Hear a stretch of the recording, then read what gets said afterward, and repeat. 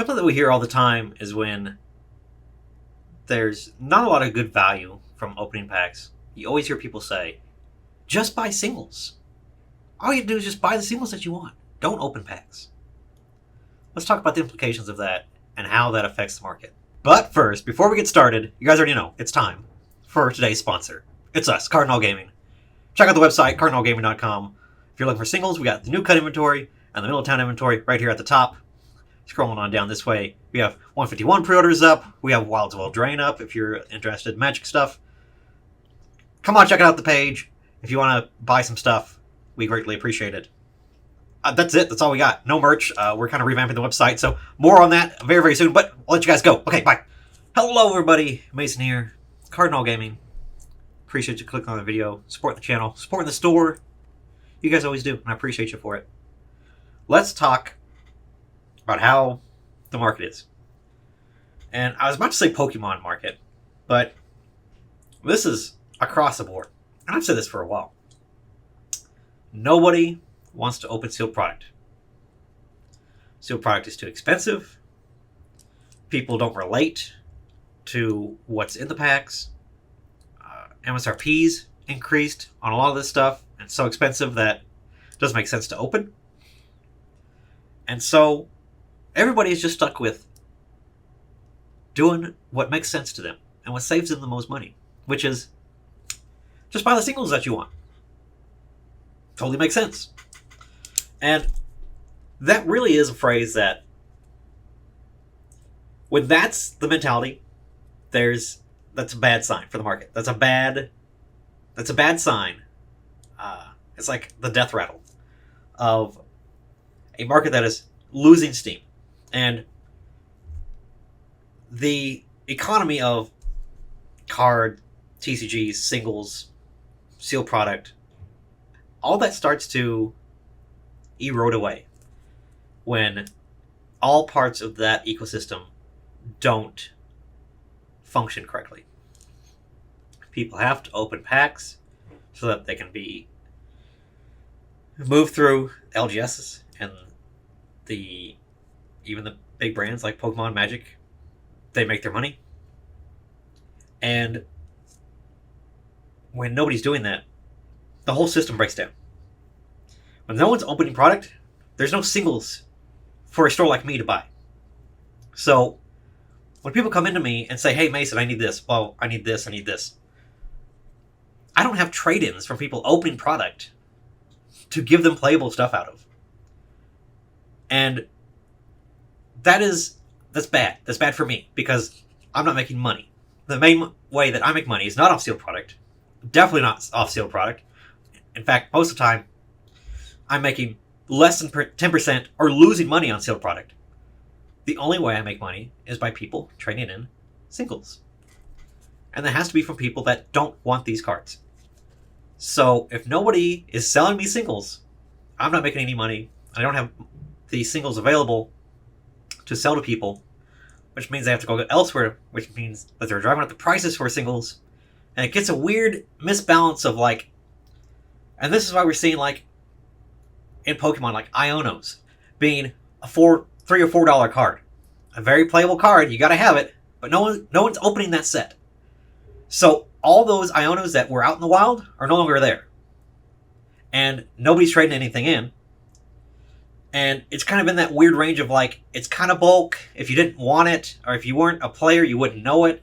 So that's the type of stuff that we would buy on when we buy in bulk and take bulk from people. And then there's a, $2, $3, $4 card in there that a lot of people are needing, and we can sell instantly and make our money back. That's not happening. And it's not just that. It's not just low-end singles now. Because we're seeing Charizard, which is seeing moderate success in competitive play for Pokemon. But there's just not any of the singles coming out in the market, or not enough of those singles out in the market, that price for that single is going down. We've kind of plateaued for the Charizards and Obsidian Flames.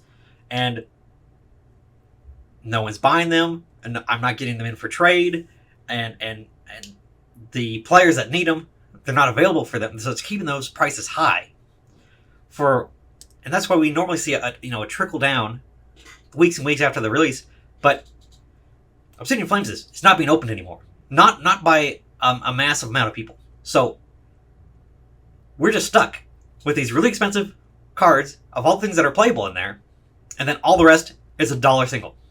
So you have this weird, again, a misbalance of, man, there's some really good stuff in this set, and you can really make some money if you hit a card. But all the rest of it, because none of it is playable, it's all worthless. The only things that are worth any money is the Charizards and Obsidian Flames. Everything else is below $10. Or very, very close. It's close. Goes up and down. But that is not healthy either. And that's why this relationship has to be symbiotic. It has to have all these factors in place, or else things start to break down. And when things start to break down, bad things happen. People go out of business. People aren't able to justify opening product or selling in singles, or it all doesn't make sense anymore, and everything just stops working. And that's how something that had a lot of hype or had a lot of momentum loses that momentum, and then there's not any sort of value to these cards anymore.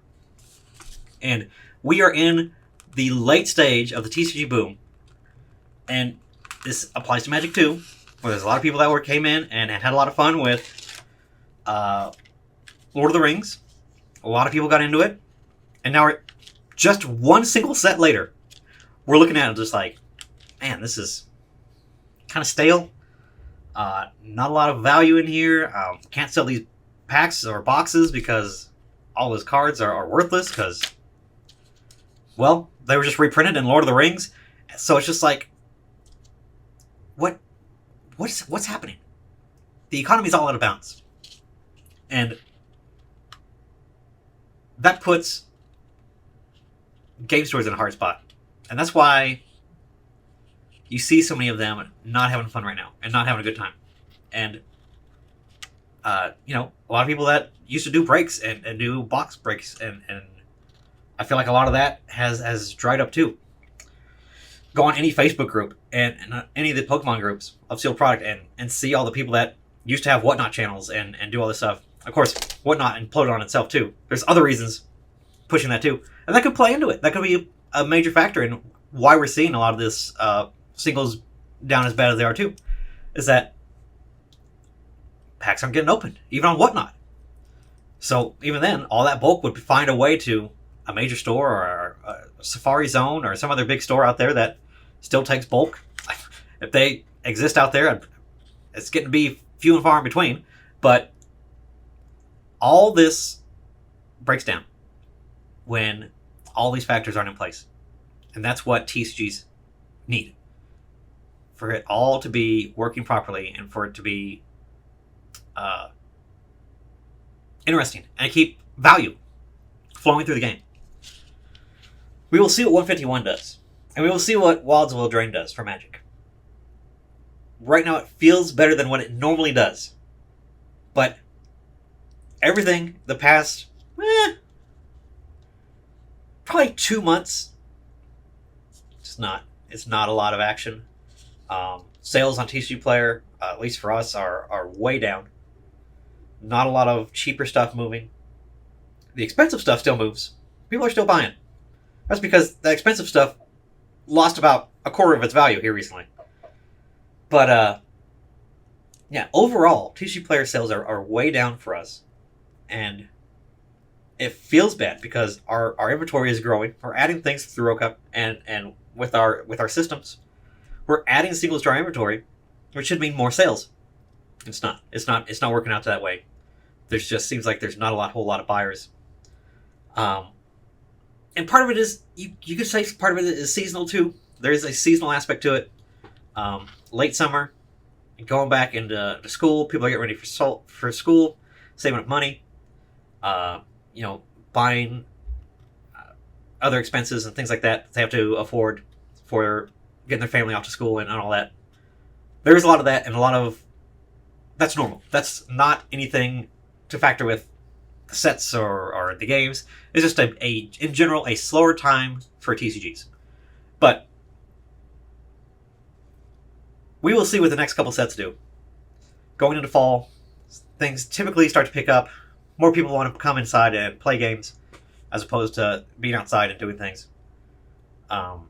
We're at a weird tipping point, and the past 2 months have been pretty foreboding, and not a really good, not a good place for the secondhand market for any sort of TCGs. Again, we'll see, but yeah, very, very slow. And again, when people say just buy singles, just buy singles, just buy the cards you want, it does make sense, and I do support that when I have the singles to buy, and when those singles are where it makes sense for me to be selling them. Yeah, it's just in a weird state right now. So, just buy singles it does work most of the time, but right now this just is weird. It's a weird time where there's just all the singles out there are the good stuff. There's not a lot of it out there, so the prices are always really wacky, going everywhere. So, just throwing out there, guys, something to think about. Something that I'm thinking about a lot. And yeah, go out there and buy some singles, would you? All right, I appreciate you guys watching. Thanks so much. I will see you guys in the next one. Okay.